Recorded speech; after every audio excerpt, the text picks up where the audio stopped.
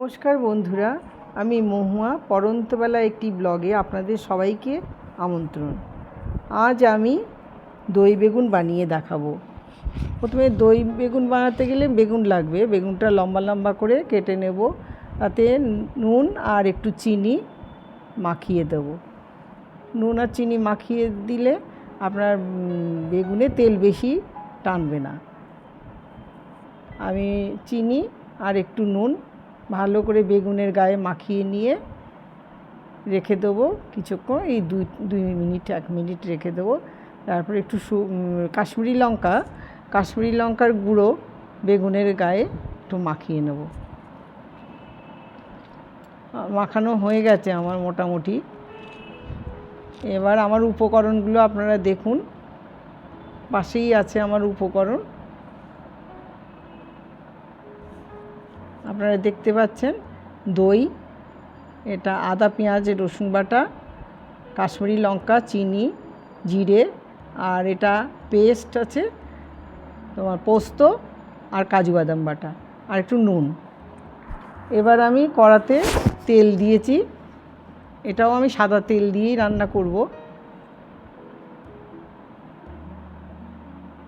একটু বেশি তেল দিয়ে বেগুনগুলোকে ভেজে নেব। আমার এখানে তেলটা একটু বেশি দিতে হবে, যে কারণ বেগুনগুলো আমাকে ভালো করে ভেজে নিতে হবে।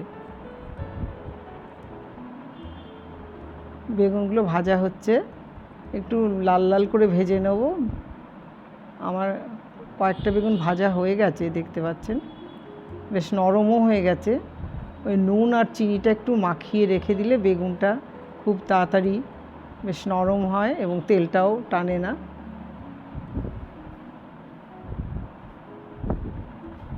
আর রঙটাও, চিনিটা মাখাতে বেগুনের রঙটাও বেশ লাল লাল হয়।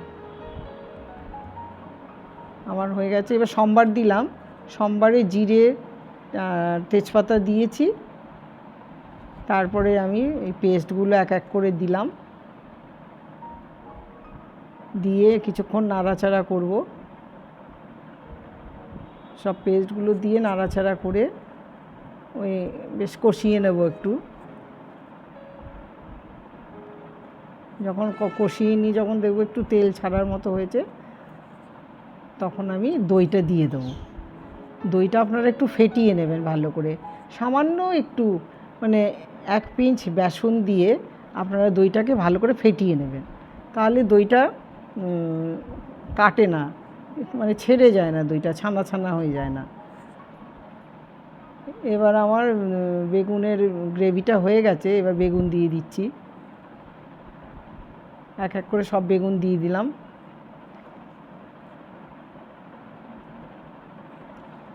বেশ মাখো মাখো হয়ে গেলে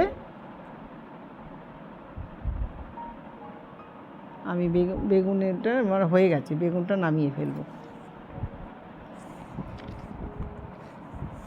রান্নাটা এখানেই শেষ করলাম। বানিয়ে খাবেন, ভালো লাগবে।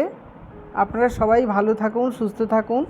ভিডিওটি ভালো লাগলে লাইক ও সাবস্ক্রাইব করবেন। আজ তাহলে আসি বন্ধুরা।